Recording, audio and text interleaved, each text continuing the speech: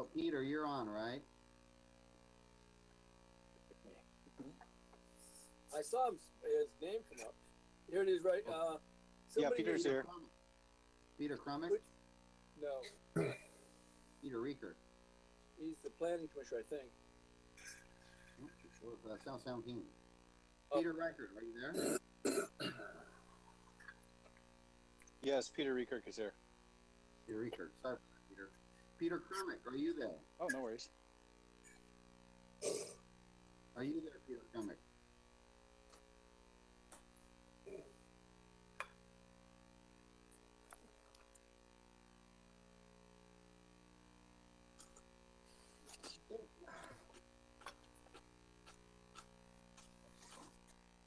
Oh.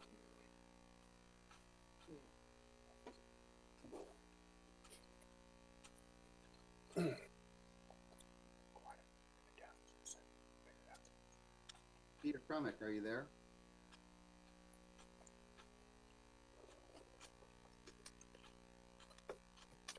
I saw his name pop up a while ago.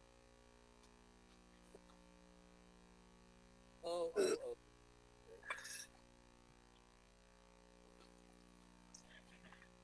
Looks like he's on the phone. That's I'm here now, sorry.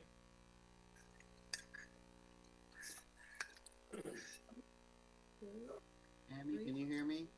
Okay. So Peter Crumick is here, This correct? conference will now be recorded. We're up in. Everybody is here. And Tammy, what time do you have? 7:03. 7:03. Oh my gosh, I'm late. In that case, we're going to call the city council meeting of the city of Escalon, regular meeting of April 20th, 2020. It has begun, and would you please join me in the salute to our flag? I pledge allegiance to the flag of the United States of America and to the republic which is one nation under God, Under God, indivisible, Indivisible. liberty and justice for all. We haven't quite figured out how to do that part yet, because when everybody speaks, It's called feedback. it's important that we do it. I'd like to make it clear for the record that this meeting is conducted by teleconference pursuant to the Brown Act waivers provided under the governor's executive order in response to the COVID-19 state of emergency. The agenda states how members of the public may observe and provide public comment. The agenda also states that the public may listen and provide comment telephonically by calling the numbers listed on the agenda. And at this point, I'd like to roll call, please. Tammy? Councilmember Merkin? here. Councilmember Crumick? Here. Councilmember Legero? Here. Mayor Pro Tem Alves? Here. And Mayor Swift. Here. And for the record, in staff attendance is Dominique Romo, Justin Collins, and Mike Borges, and myself, Tammy Alcantor. Okay, very good. Thank you very much, Tammy. Consent calendar. These items are considered routine in nature and are acted upon by a single action unless requested by an individual council member or member of the public for special consideration. Move on staff's recommendation. Second. Been moved and seconded to approve the consent calendar in its entirety, and I will at this point do a roll call vote. Councilmember Crumick, Aye.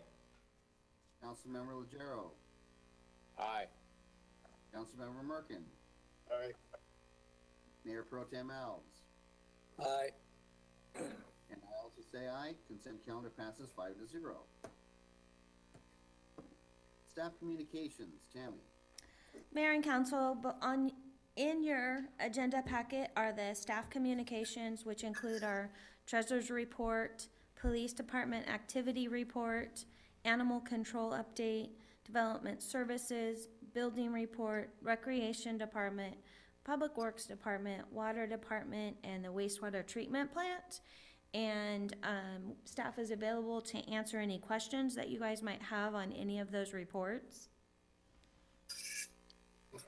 Are there any general questions that any member of the council has? I'll go through the roll call. Mayor Kremick, do you have any questions? No.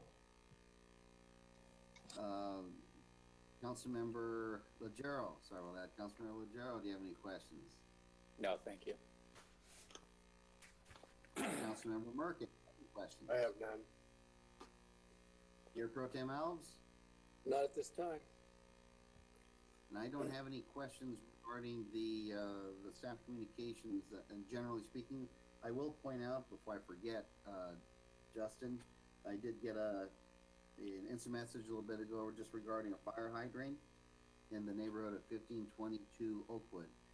It was really faded, and she didn't know if they could paint it or if it's better to have the city painted it, but they just didn't know what to do.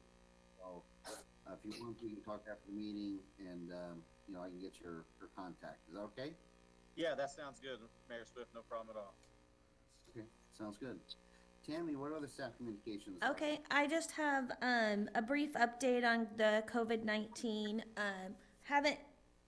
We did finish implementing the modified work schedule for office staff, so we have them some working from home and some working in the office. We are alternating days.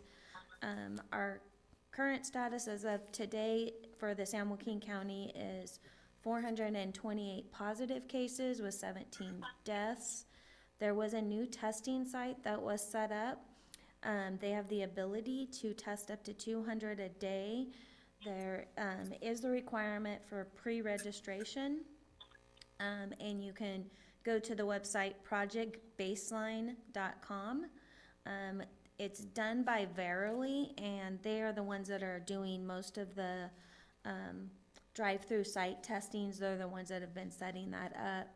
It's not specifically through the county. It is a private company that is doing that, which is part of the reason why we saw some bigger jumps in our numbers the last week, is with that other testing that was going on. And then there was also a new site that was set up for first responders in Tracy through a nonprofit, where first responders can go and get tested regardless whether they've been exposed or not. I know that some of our staff have exercised that to go get tested.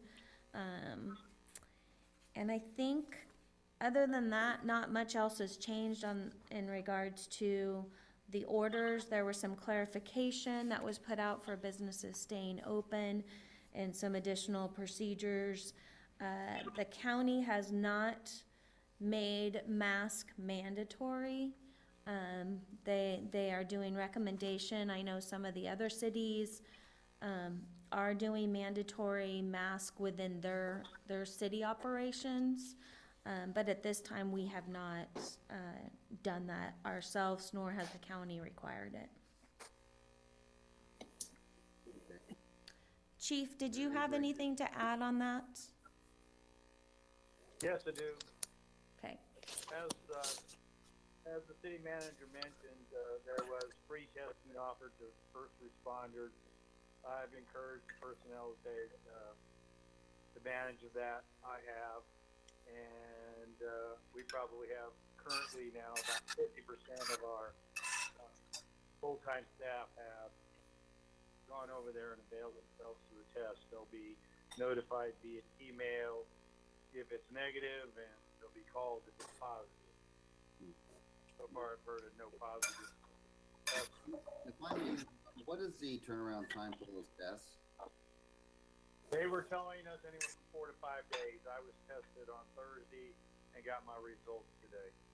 Wow. So, and so that's what's going on there. As far as COVID-related incidents we've been dealing with, we've been tracking them since probably about March 21st. And to date, up to April 19th, we've had 54 incidents that have been related to COVID that we have addressed. Some of these have been simply phone calls for people wanting information in regards to the order. That was what we were getting initially. Since then, we've been getting calls in regards to perceived violations, and or if our officers have seen groups gathering in view, they've stopped to address it. We have not taken any criminal action on anyone as of yet concerning these violations. The only people that we have charged with violating the public health orders have been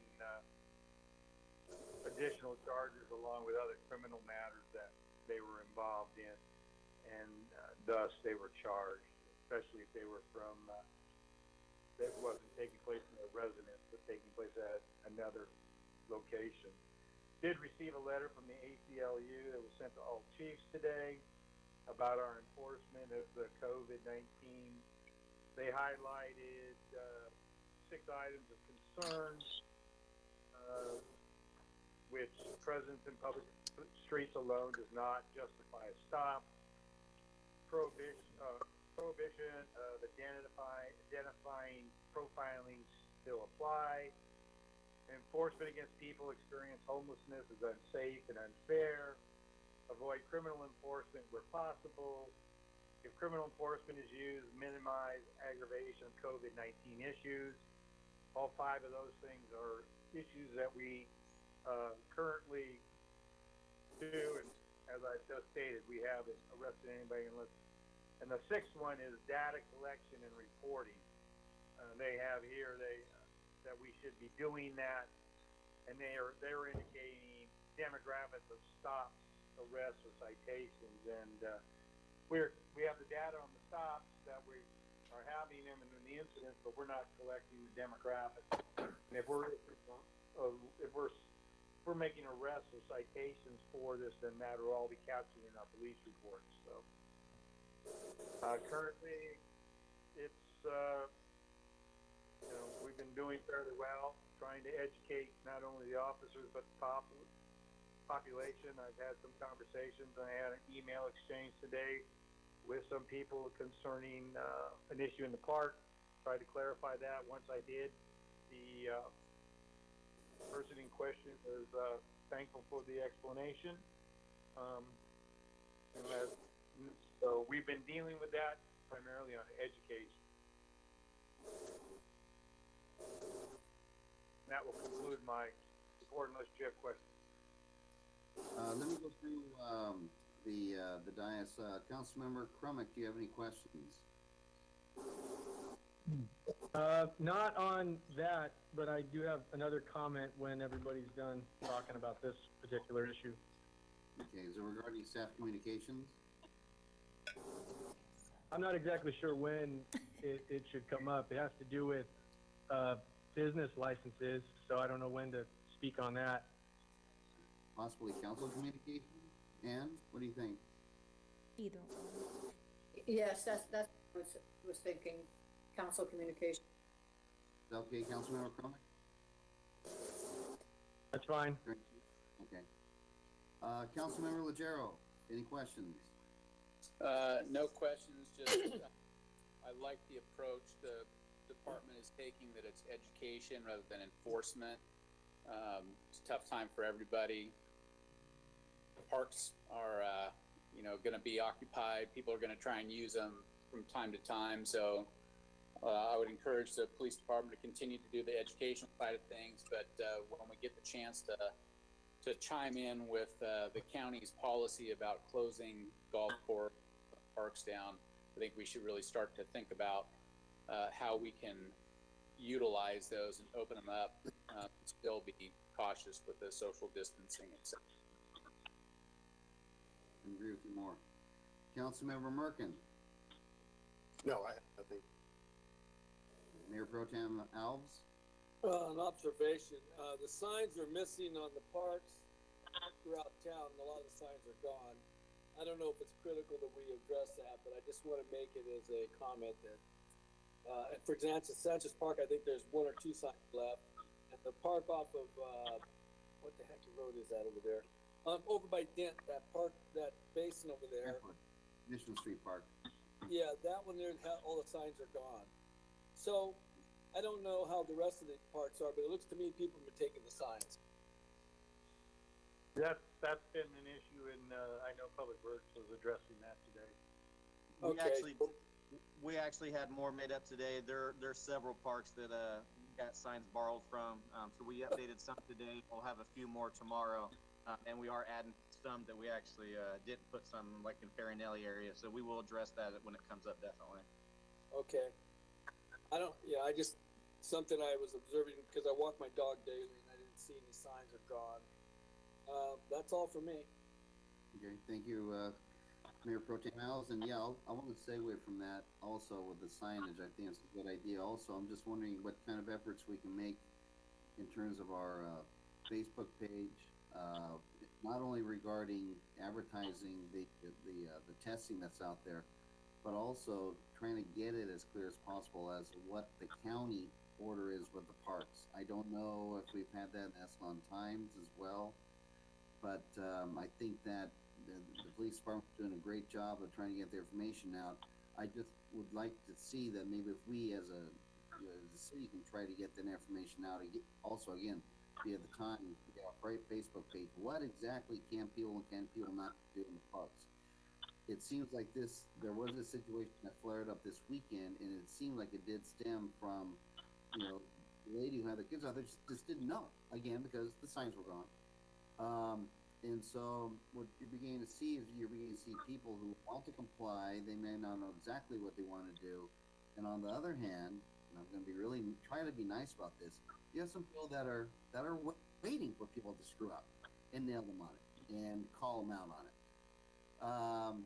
And they do know what they can and cannot do in the park. So anything I think that we can do as a city to explain what you can and what you cannot do in terms of that county order, I think it would be a good thing. And so I encourage staff to maybe look into that. Okay. Yes. Let's move on. Anything else, Tammy, Dominique, Chief? No. Matters presented from the audience. At this time, the public may address the city council on any item not on the agenda that is within the authority of the council. Speaker is limited to a maximum of 5 minutes, and there are two different ways that we will be able to, people from the audience will be able to communicate tonight, through phone and on the teleconference. I'm going to ask anybody who is on the phone if they would like to have any, speak their mind first. Anybody on the phone tonight? Yes, Dave Bellinger here, 1420 Winterbrook. I have a question. Mm-hmm. Just looking at the check register there, I just have a question. We look like we did some payments on some of the projects around town on the community center and the overflow parking. Just wondering, seeing the dollar amounts now, we spoke about these projects months ago. Did they kind of come in within budget, over budget, under budget? How did we look on that now that we might be done with these projects?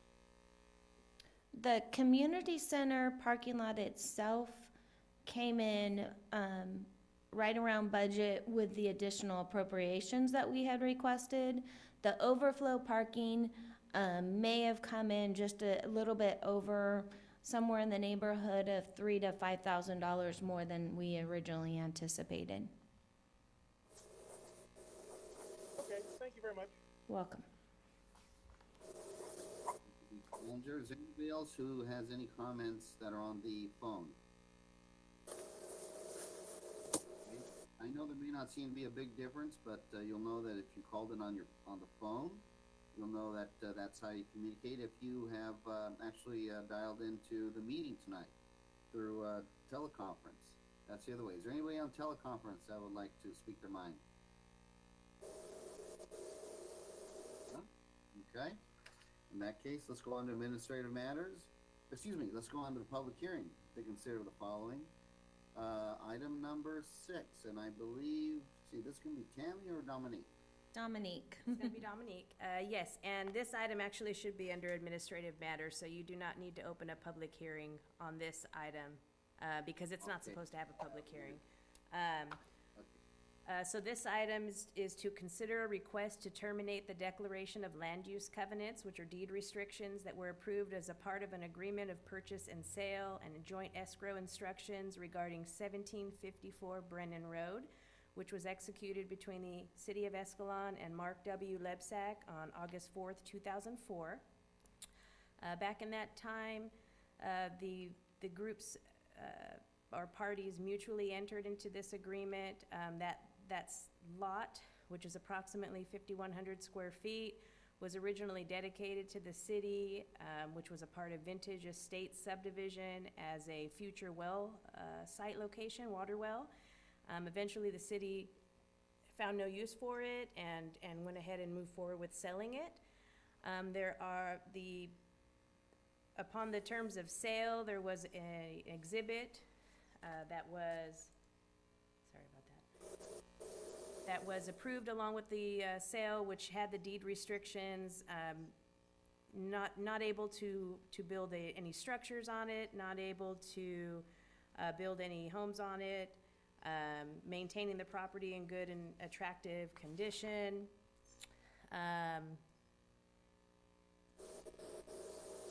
And then if the council wanted to make, or if the staff, council or property owner wanted to make any changes, they would need to come to council to be able to make those changes. These were negotiated prior to going into this sale. We believe in 2005, which was a year after the agreement was executed, there was a huge Escalon Municipal Code update. It was an update where it appears that the city separated a Title 17, which is all of your zoning code regulations. It appears, but we are unsure at this time whether that updated the code to allow for substandard building, because our code now does allow for lots that are of substandard size to be constructed on. Our minimum lot size currently is 6,000 square feet for requirement to build on, 60 feet in width, both for lot frontage area and width of the front. And this current lot is approximately 5,100 square feet, and it's 50 feet in width and lot frontage. The property owner came to the city back in 2016 wanting to expand on a accessory building that he was permitted to construct back in 2009. At that time, city was unaware or at least staff at that time was unaware that there were these deed restrictions, and in looking into that property and seeing everything that was on the property, staff saw that there were deed restrictions on there and saw that past city staff back in 2008, 2009 had issued permits on it. It was a concern of staff, and so we had indicated to the property owner that if he wanted to expand the size of the building, he'd need to come to council to obtain or have those covenants removed at that time. We didn't hear back from the property owner until late 2018, where he had indicated that he was interested in constructing an actual house on the lot. Same thing applied. Staff pulled the file and became aware, because it was a different staff member at the time, that there were covenants and deed restrictions on the property, and we had asked him to come to council to get those reviewed or request to have them removed. In the meanwhile, we did issue a letter to the property owner at the time advising him that everything that was located on the lot, which includes a storage building, some fencing, and all of the storage that's behind the lot or located on the lot, was not in conformance with the municipal code. He did receive permits for the fencing and the building. However, the deed restrictions that are on the property take precedence over the permits.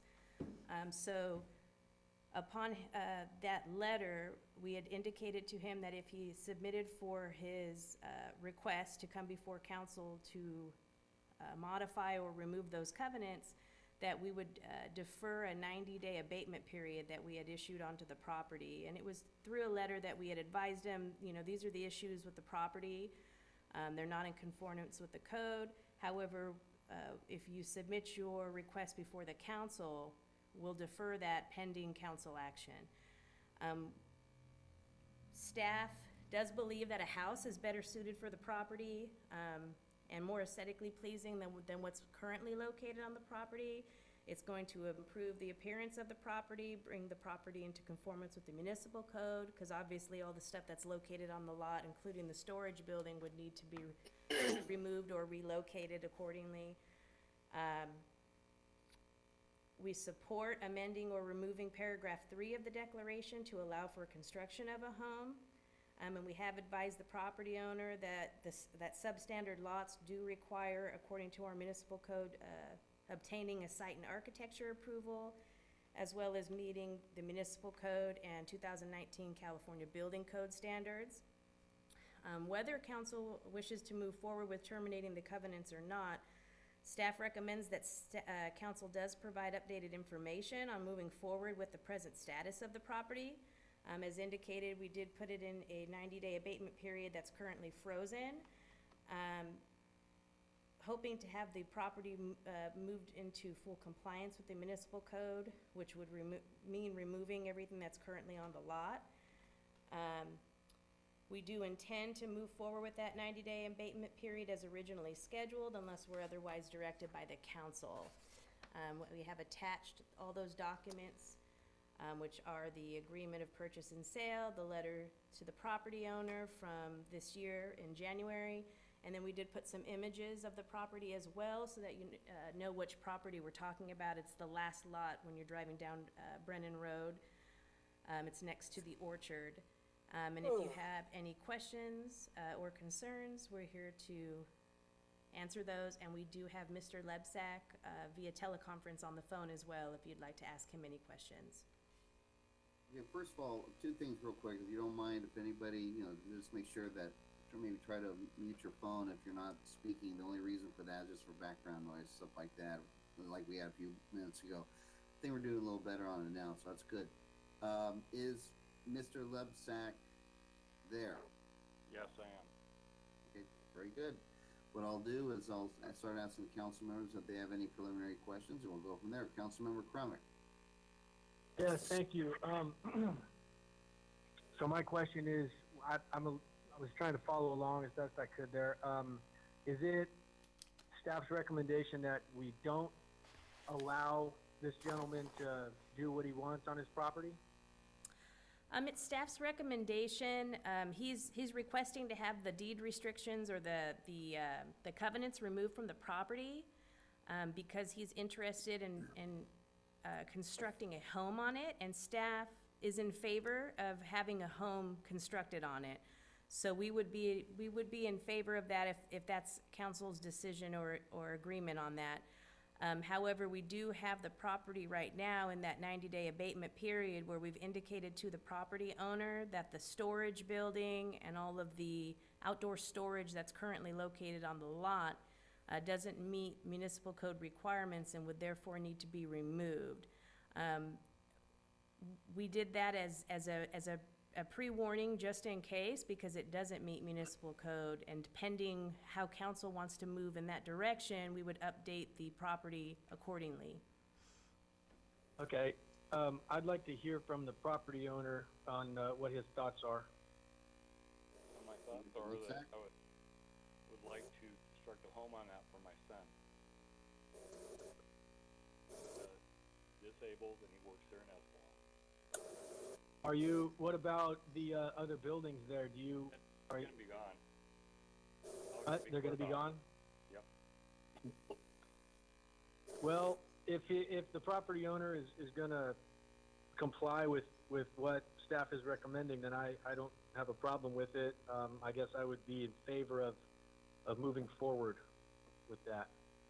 Thank you.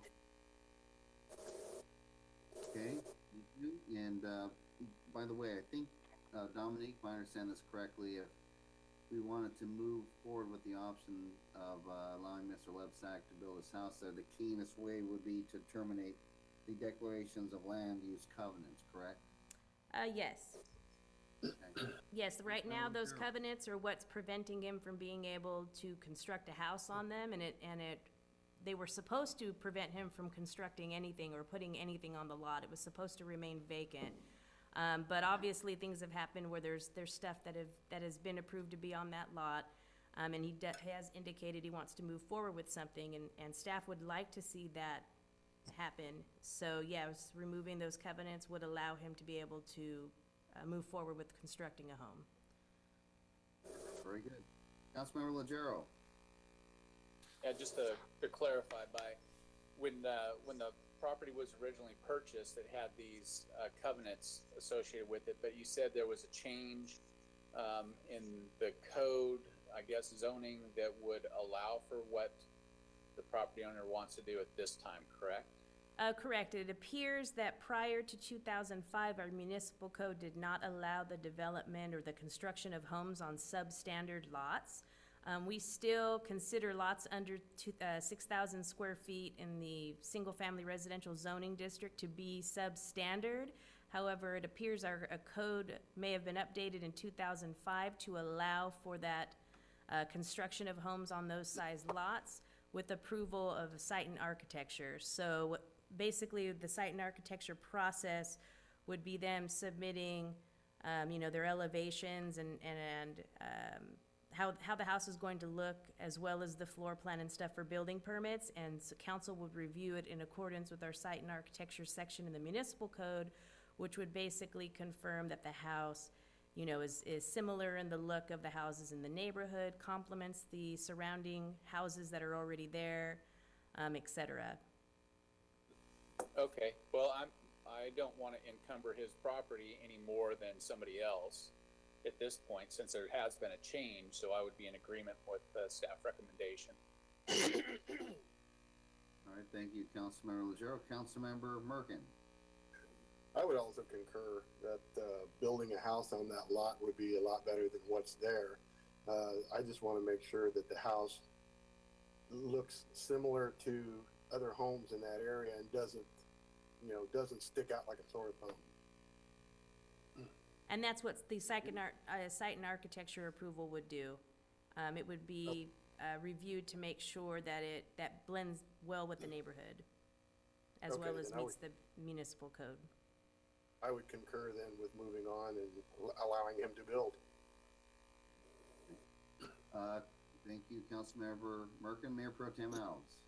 The only question I have is on these restrictions we're removing off of this property, which I have no issue with. My question is, it's just this property. Now, we're not changing the standards in our city. We're just changing them for this particular property. Yes, just this particular lot.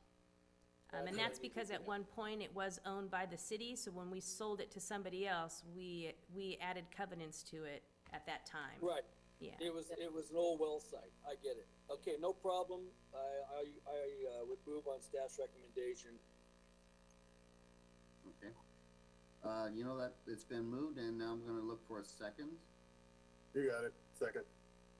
Okay, it's been moved and seconded to go on staff's recommendation to terminate the declaration of land use covenants that was approved as part of the agreement of purchase and sale and joint escrow instructions regarding 1754 Brandon Avenue, executed between the city of Escalon and Mark W. Lebsack on August 4th, 2004. Is there any discussion on the motion on the table? Completely rescind it. Okay. Seeing none, by the way, is there any discussion from any questions from the audience? Seeing none, we'll proceed to vote, and we will do a voice vote. Councilmember Cromick, what say ye? Aye. Councilmember Legero? Aye. Councilmember Merkin? Aye. Mayor Pro Tem Al? Aye. And I also vote aye. Motion passes 5-0. And then just a note to council, we just wanted to, in case you didn't see it in the staff report, we did advise the property owner that if the council agreed to terminate the covenants, that he would be required to cover the costs associated with preparing and recording the termination documents. So we had requested a $500 deposit to be required for processing, and then anything that's remaining, we would refund back to him. Very good, very good. Like I think it's very important, as long as the house looks similar to the other ones in the neighborhood. I think that's that's a good thing. Item number 7, consideration of approving a joint exercise of powers agreement creating the South Sound King Groundwater Sustainability Agency. And Tammy, I bet this is you. It is. So, council, before you tonight, we're asking that you consider the approving of the joint exercise of powers agreement creating South San Joaquin Groundwater Sustainability Agency, JPA. So the South San Joaquin Groundwater Sustainability Agency was formed through a memorandum of agreement between the cities of Escalon, Ripon, and South San Joaquin Irrigation District. The conversion of the SSJ GSA into a JPA is a step towards the Groundwater Sustainability Plan implementation phase of SIGMA compliance. The benefits of converting to a JPA include a formalized governance structure with clearly defined roles, responsibilities, and cost, separately accounted finances, ability to exercise more fully the powers granted to GSAs by SIGMA as a JPA versus the limited scope of an MOA, isolation of risk associated with actions carried out by the SSJ GSA as a separate legal entity, and efficiencies and economies of scale by continuing to build on the success of the current SSJ GSA into the next phase of the GSP implementation. Staff from each of the respective member agencies have provided input to the joint exercise of powers agreement, and on February 19th, the Board of Directors for the GSA approved the JPA agreement and recommended that each of the member agencies individually approve and sign the JPA agreement. So attached to the staff report is the JPA agreement, and it has been reviewed by legal counsel, and we also have Peter and Brandon from SSJID who have joined us tonight, should there be any questions regarding the matter. Okay, first of all, Peter Rieker, are you there? Yes, Peter's here. Okay, great, just in case. Councilmember Crumick, do you have any questions? No, it sounds like a good thing, so I'm all for it. Very good, thank you. Councilmember Legero? No questions. I support it as well. Thank you. Councilmember Merkin? Nothing here. And Mayor Pro Tem Alves? Good to go. Okay. Well, at this point, I think that there's probably already, everything that's been said is gonna be said, so I will entertain a motion. So moved. Second. And I heard 2 seconds, so one's gonna count. I'll say, if Jamie's here taking notes, please take your pick. Motion's been seconded to consider, to approve a JPA agreement creating the South San Joaquin Groundwater Sustainability Agency. Is there any discussion on the motion, on the table? Anybody from the audience? Seeing none, we'll proceed to vote. Again, we will do a roll call vote. Councilmember Crumick? Aye. Councilmember Legero? Aye. Councilmember Merkin? Aye. Mayor Pro Tem Alves? Aye. I also say aye. Motion passes 5-0. Council Communications, Councilmember Crumick. Thank you, Mayor Swift. So I wanted to talk about the business license fees that we've paid for this year, and I think in light of the virus and certain businesses closing down, and definitely a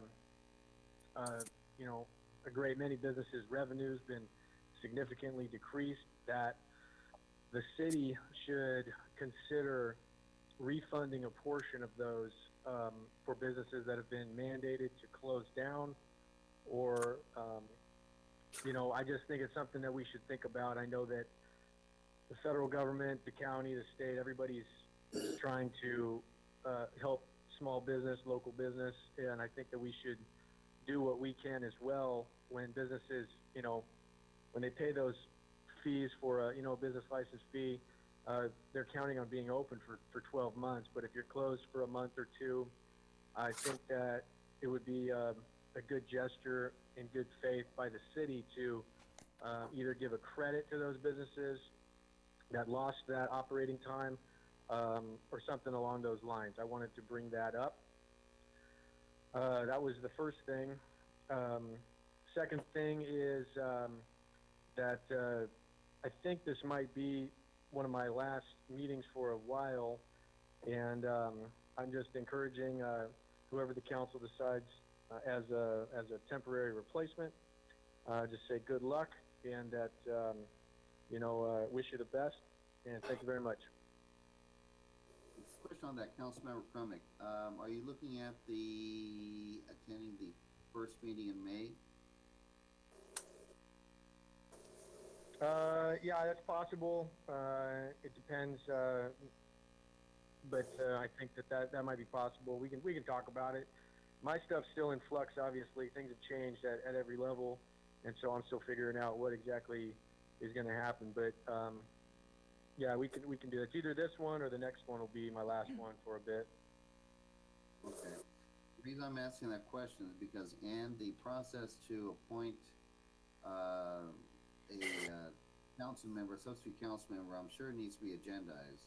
Yes, it does. Yes, it does. Okay. And so, I'm not trying to press on a commitment, but go ahead. I said it needs to have an effective date, so we would need to know, when it would start. I believe the council probably does have somebody in mind. I'm just wondering, are we better off by agendizing this evening, Ann, or waiting until the next meeting? And again, this is predicated upon, Peter, I don't want to push you in either direction, but if you don't know for sure if you'll be able to make the next meeting. Then you could add it to tonight's agenda. Is that what you're suggesting? You could do that. Do we need to? Yeah, if we need to, yeah. And then you just need to refresh our memory as to how to agendize an item. Yeah. So there's a need to do it at this meeting because Peter's not going to be in attendance at the next council meeting, and that would be a reason to add it. And you would just need to have someone on the council make a motion to add appointment of a replacement council member, a temporary replacement council member to tonight's agenda. And then that would need to pass by a 4/5 vote. And Okay. Yes. could we potentially wait to see if Peter would be available for the 4th and add that appointment at the beginning of the meeting if need be? Yes, you can do it that way too. Yeah, either. I would say whatever we feel more comfortable with. Councilman, what do you think? Do we want to wait till the meeting of the 4th? Councilman Legero, what are your thoughts? I'm not sure what's happening with basic training. I know a lot of the different branches have either delayed or postponed starting up new groups going to basic. So I don't know if that's going to be a big issue for Peter. If he thinks that that's going to get delayed and he'll be here in May, we can just deal with it on the May 4th agenda. But it sounds like if he's got a departure date and that's kind of firmed up and he won't be here in May, then I would make that motion to take care of it tonight. Councilmember Crumick, answer that. What do you think? What do you think? Yeah, so as of now, I'm scheduled, and it's still a go for May 10th is when I'm going to be leaving, and so I would be able to make the May 4th. I just wanted to throw it out there so that we don't get caught flat-footed or anything, and if we need to do something tonight to prepare for that May 4th, I don't know if there's a transition or if I step off and somebody steps on. I don't know how it works, so I'll probably be able to make the May 4th one, but we got to have it figured out by then, or you guys got to have it, somebody's got to have it figured out by then. Councilmember Legero, I think you made a motion. Do you feel comfortable with continuing with it, or do you feel comfortable with rescinding it at this point? Well, so with Peter's situation, I mean, if if something, if his departure date gets moved or his report date gets delayed, what are his thoughts on either stepping off with a date certain for us to have a temporary in place, or would he prefer to take it one meeting at a time until he knows that he's going to depart? Well, I would prefer that it's, I'm fairly certain the Army did delay basic training, but I think that my schedule is still on. And so, my personal opinion would be whoever you guys are picking can have a nice, fresh, clean start at the beginning of the month. I can step off, they can step on, and then we can go from there. I'm not doing that to avoid meetings, obviously. It's just a matter of making it as clean as possible and not, having it be this or that. I know it's going to happen. It's probably going to be the 10th, so we should just pick a day and just make it happen. Councilmember Legero? With that in mind, though, and I appreciate that, Peter, because I think that does make the transition a little smoother and give somebody the time to get up to speed for that first meeting in May. So, I would make the motion to appoint Dave Bellinger as a temporary replacement for Councilmember Crummett. Well, Hold on. sorry, there has to be a separate vote to add that item to the agenda. So, The first motion would be that this needs to be on the agenda tonight due to the urgency of filling that particular position. So I've moved to agendize this issue on tonight's meeting. Is there a second? I'll second it. It's been moved and seconded to agendize the issue of selecting a temporary replacement for Councilmember Crummett for the period that he will be unavailable to perform his functions as a council member. Is there any discussion on the motion, on the table? Seeing none, we'll proceed to vote. Councilmember Crummett? Aye. Councilmember Legero? Aye. Councilmember Merkin? Aye. Mayor Pro Tem Alves? Aye. I also say aye. Motion to agendize this item passes 5-0. Now, of course, we'll be looking for a motion to suggest a replacement, temporary replacement for Councilmember Crummett. My motion would be to replace Councilmember Crummett temporarily with David Bellinger. Second. It has been moved and seconded to replace Councilmember Crummett temporarily with David Bellinger. Would it be suggested that there be a start time? yes. In effect? Okay. Councilmember Legero? I don't know what the recommendation would be, but before next meeting, so he could get up to speed on the agendas and all. So I don't know if it's May 1 would give him enough time. Sounds good, May 1. Sounds good to me. Okay. Yeah. Sure hope it sounds good today. Yeah. So it's gonna have to. So, is there any discussion of the motion on the table? Just make sure Good luck, Dave. make sure David's microphone is muted. Yes. Okay. I think he's on the phone. He is. And would it be preferable if he hangs up at this point or no? Doesn't matter. Okay, fair enough. Is there any further discussion of the motion on the table to appoint David Bellinger as to serve in Councilmember Peter Crummett's place beginning May 1st, 2020? No? Seeing none, I have one question. Do we need an end date, or we can deal with that as we get updated from Peter? I think the best thing is to just leave that open-ended, because you won't know. Unless Peter knows, but. I don't think people. Peter?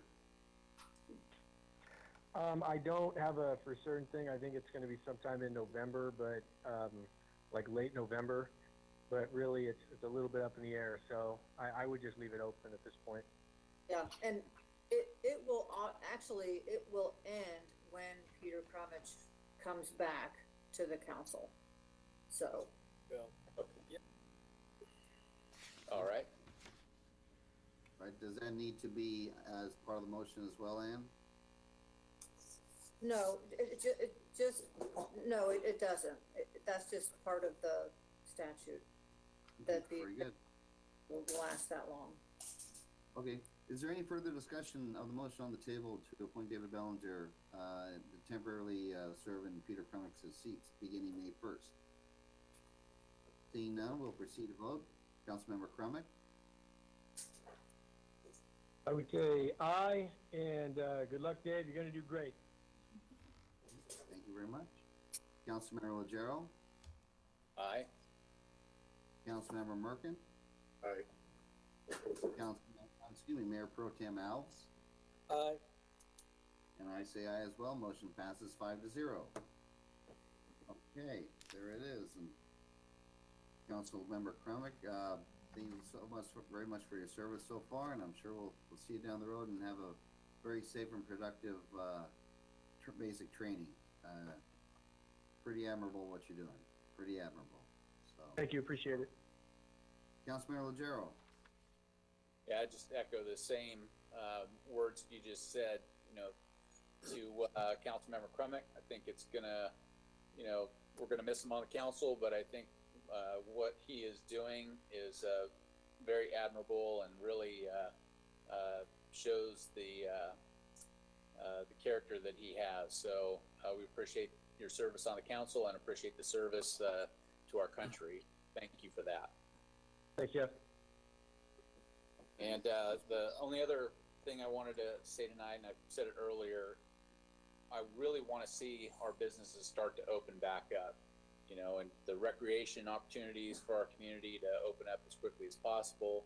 I don't know how much leeway we have with the county, but we should be reaching out to the county and trying to see what kind of leadway or exceptions that we might be able to implement in our community here. We got to get things moving again and do it safely, but there's a balance here. You got businesses that need to reopen. You've got kids that need to get out of the house and run around and exercise and get some sunshine. So we need to see what we can do. Whether it's on the county's agenda or not, we need to reach out to them and see what we can do for ourselves. So thank you. Thank you, Councilmember Legero. Councilmember Merkin. Well, I echo what everybody else has said. My best to Peter and his endeavors, and my best to oncoming temporary Councilman Bellinger. And with that, I have nothing else. Got all my questions answered before the meeting. Very good. Thank you, Councilmember Merkin. Mayor Pro Tem Alves. Well, to begin with, Peter, good luck. I wish you the best. We'll see you in November. City staff question is, how are we doing with our downtown city project? He's still referring to Lear. For Lear Village, we're still waiting on, we had to draft up a maintenance agreement and a letter of credit for the remaining monies on the project. So once those come in, we'll be able to move forward with taking the final map to council for approval, and then we'd be able to, once the building permits, which have been submitted and corrections have been made to the plans for all the building permits, once those get resubmitted and are approved for construction, at that point, when he's ready to pull his permits, he would pay the development impact fees that are due. Is that the 50,000? Yes. Very good.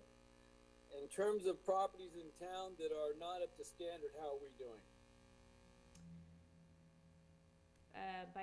By not at the standard, what do you The mean? code, you're asking about the code enforcement. Okay, The cases. derelict- the for, derelict for, property. like, specific to weed abatement or code, oh, you're talking about the ones from last week. We're Yeah. moving forward with the attorney, there's an attorney we're working with out of Ann's office that's helping us get those letters all updated so that they will go through the correct process of notifying people involved and parties and such to make sure that if we do go to court over those items, that we'll have everything done correctly. So that's in process now. Okay, are those people being assessed fees for these types of maneuvers? We are tracking our time on everything, and then what happens is towards the end is when we would bring the fees to council for approval to charge them or bill them or put them on their property taxes depending on what the council wants to do, and then we would move forward with that. Right now, everybody's just tracking our time. How is our senior projects coming? Do we have any more feedback? We haven't heard anything from either of the parties that we've dealt with. I'm assuming because of all the things that are going on right now, that's what's probably taken some time in there. But we can follow up with both of them and see where everything stands. What about our sewer situation? Did we complete the line that we were installing down at the sewer, the new line that runs along the river? We've completed the first phase of the line, but we still have 2 more phases to do to bring it all the way into town. So we're working on that. We're working through all of the easements and working with property owners that we're going through. So when you say you're bringing it to town, explain to me, are we adding a new line, or we're going to upgrade the one we currently have in the location it's at, or are we going to relocate it and it's going to be a new line? So it's a little bit of both. Most of it is line replacement, but when we get closer to town, we do want to relocate it to the opposite side of the roadway to line up with the lift station, which is across the roadway. How far from the lift station will we be going? I don't know the answer to that. I don't know, Justin, if you know what the plans are on that one. As of right now, the plan is to go all the way up to basically Hogan's Manufacturing Ace is where we would be tying in across the street, obviously, in that similar area. But basically all the way from the treatment plant to the lift station will either be repaired or new line. Okay, in doing that, does that increase our capacity to the sewer plant? And the pipeline, it will increase it slightly, but to give you details, I couldn't. Okay. so it will increase the capacity of the pipeline. Doesn't change, of course, the capacity of the treatment plant. Well, that's odd. Thank you. All right, I think that's pretty much all I have. One question more, Robert, for you is, are we still on for the park fee? Well, I think that the framework's being put in place, between the bands and the carnivals, and I think the town could use it. I think the town could use it too. I think the question that actually came into bearing today is, will the governor allow any large gatherings going into the summertime? And that was as per a conversation that I had with actually the people who we contract the beer, the Lions Club contracts the beer that sells through.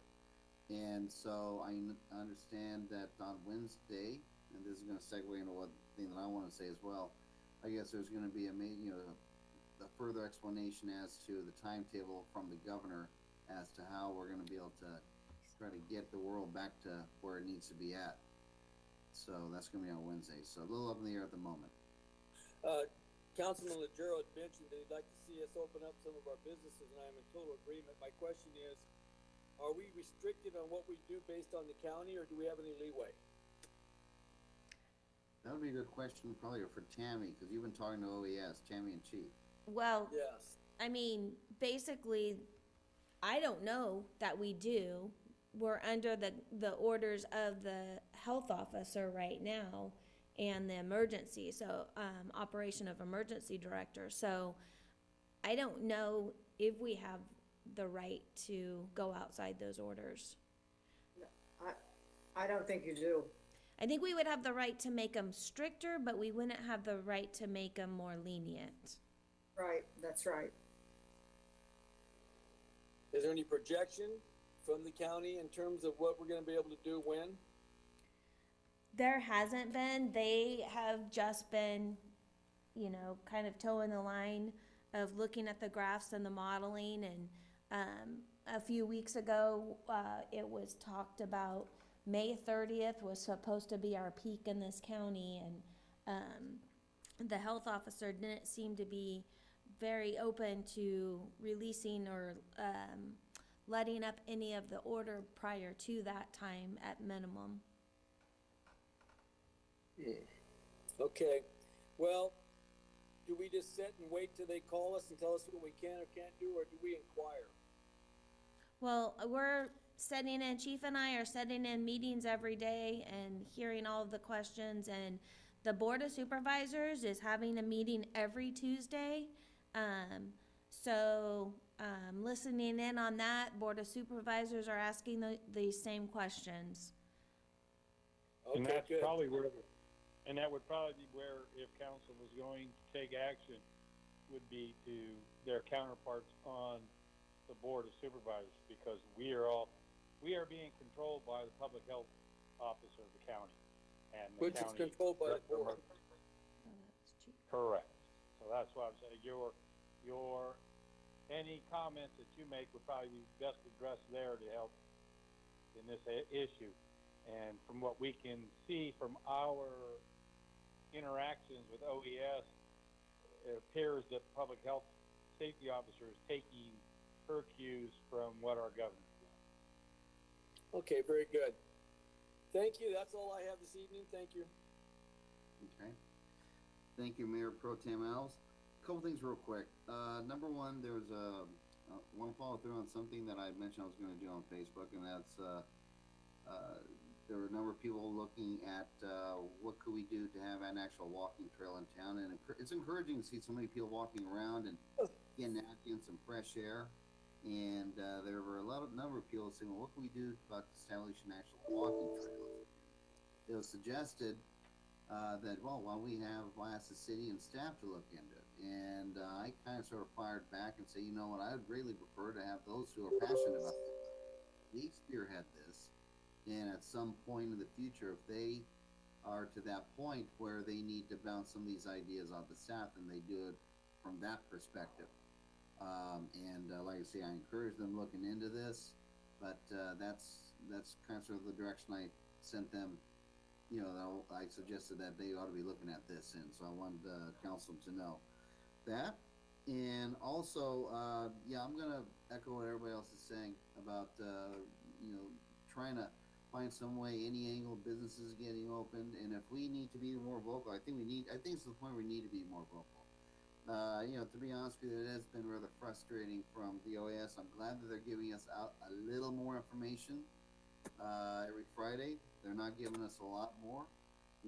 Sure love to know how many people are getting tested overall. Sure love to know how many people who are getting tested and sent right to ICU, or getting tested and they didn't even know they were sick.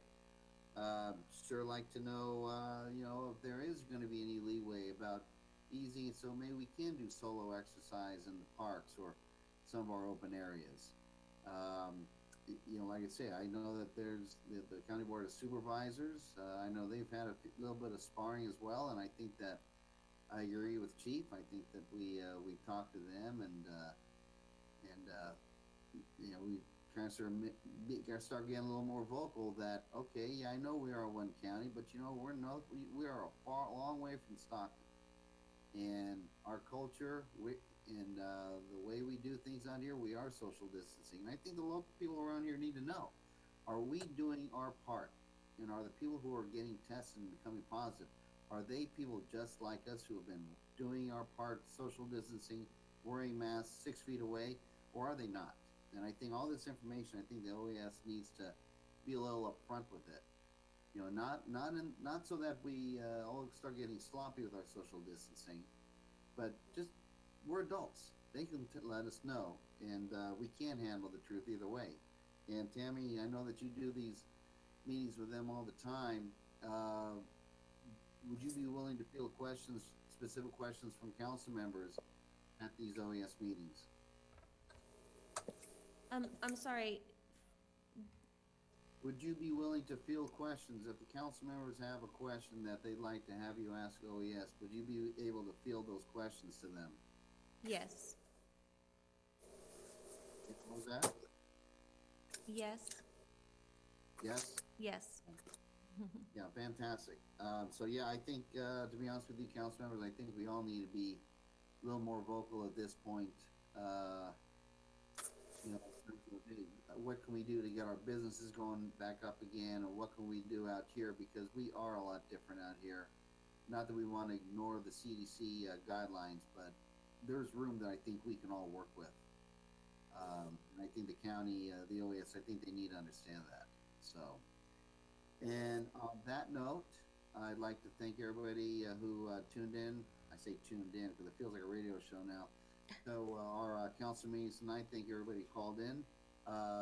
David Bellinger, congratulations. Peter Crumick, thank you for your service in all of your capacities. And I will now declare this council meeting adjourned. See you later, Rush. Thank you. Thank you.